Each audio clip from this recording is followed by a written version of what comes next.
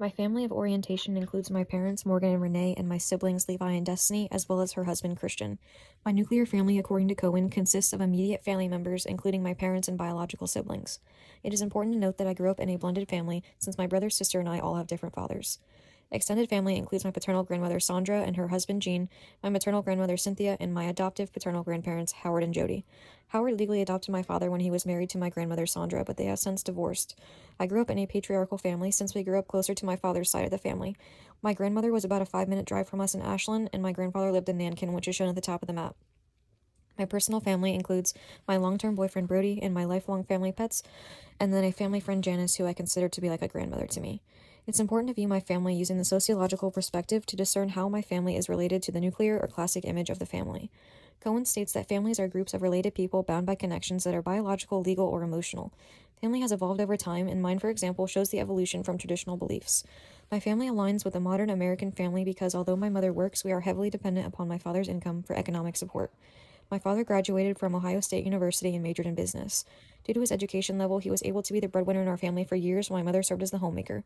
I also attended OSU before transferring to YSU. Secondary education encourages cognitive stimulation and challenges, while also throwing you into a diverse social group made up of varying genders, races, and ethnicities.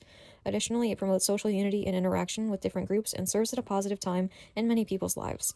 It is also one beneficial pathway to climbing the social class ladder. As I grow older, I'm in a period of transition where my family is evolving. Soon I'll be married to my own husband and have my own children. Additionally, as my network and circle grow, there are more individuals who earn the label of family. And lastly, it's important to view my family with a sociological lens to gain insight into my identity. Cohen states defining our families is an important step in the construction of our personal identities. My statuses in society include a student, daughter, granddaughter, and pet owner. I'm a junior in college at YSU. As a female student, I am more likely than a man to complete college. According to Cohen, 45% of women complete a BA degree or higher compared to 37% of men. Although I am more likely to complete my degree, I will still fall short in equal pay compared to a man. Women's earnings are 83% of men's. In my workplace, I am an assistant and I'm the lowest paid out of my team, which strengthens the data that women are paid less than men. As a student, my role includes completing assignments and studying. As a daughter and granddaughter, my role includes providing support to the family as well as showing respect and care. Growing up, I was responsible for classic female duties such as completing chores and cooking, and this aligns with Cohen's concept of doing gender. Additionally, I'm a pet owner to 4 cats, and as their owner, I'm responsible for feeding and caring for them, which includes veterinary costs. My workplace role includes fielding complaints, drafting leases, and managing accounts payable and receivable. There are several social factors that have influenced who I have become, including race, gender, and social class. Growing up, my father was friends with a wide variety of racial groups. For his closest friends, I often referred to them as extended family members. My dad's childhood friend Calvin and his coworker Dot were black. Because I used to travel often with my dad, I was experienced in interacting with other racial groups without a biased prejudice. My family led me to believe all people deserve to be treated with kindness, even if their skin color was different from my own. One of the earliest socialization experiences related to race I remember was during Sunday school at church, where we would often sing "Jesus loves all the little children." There were also posters around the room of black-colored children holding hands, representing racial unity. This picture has always stuck with me and solidified my personal stance against combating racism and discrimination. These experiences also sparked my passion for combating these issues and working towards a more unified and inclusive society for all racial and ethnic groups. Personally, I have not experienced discrimination for being white, although I do know whites being referred to as a cracker is a commonplace derogatory term. As a female, institutions such as school and family led me to believe I had to be polite and calm. There were more expectations placed on me to not act out. These expectations stuck with me over time and encouraged me to be quiet, polite, and reserved, which contributed to my tendency to keep my thoughts to myself. Lastly, I grew up in a lower middle class family, which taught me to be financially independent and smart with my money due to time periods when my parents struggled to pay essential bills. However, there were also swings in the market that brought extra goodies like a new phone or Monster High doll.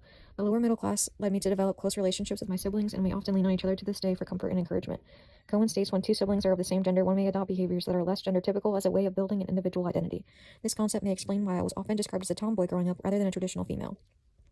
My individual likes, interests, and hobbies often align more with boy activities rather than female. Some sociologists would say that because I have an older sister, I developed interests compared to hers that society views as traditionally masculine. Healthcare is essential to my family, and my brother was born with hydrocephalus, meaning he had too much fluid in his brain.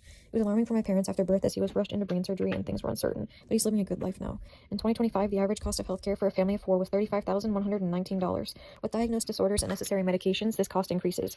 My family's medications and procedures to help correct medical issues highlight the costly factor of maintaining your health in our society. As previously stated, I grew up in Ashland, Ohio, and it's known to be quite safe, which provides comfort to my family. Ashland has been compared to a Hallmark town, and they always host holiday parades and celebrations. One reason my family chooses to reside so long here is due to their cultural togetherness. When in need, the community always shows up for you, even if they do not have a close personal relationship with you. Previously, my family operated with a symbolic interactionist view. When me and my siblings were all young, my parents had to teach us how to behave and act in society through socialization. According to Cohen, only by enacting our social roles and receiving feedback from others who understand their meaning can we build and maintain our identities. By recognizing social symbols and meanings, we were able to form connections with others. Currently, me and my siblings are all adults in our family, which has led us to have a more mature view of society and analyze events that are actually occurring. We often have discussions regarding politics and inequality within the U.S. I say that we currently utilize conflict theory because we challenge the status quo and do not accept the answer if that's how things have always been. My sister has her own lower working class family, and she's a stay-at-home mom. Due to this, she is able to recognize the tension between social groups as wealthy individuals are better able to afford childcare and other necessities. Our capitalist society is uneasy currently due to political domination and power tactics rather than genuine consensus and social harmony. In the future, I hope my family will continue to utilize conflict theory with a splash of functionalism. Functionalism's ability to see how institutions interact, adapt, and respond to societal pressures remains genuinely useful when combined with other theoretical lenses.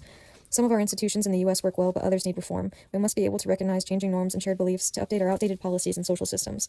Once we are able to formally recognize areas of improvement, we can work towards changing policies and institutions through protests and communication with our community members.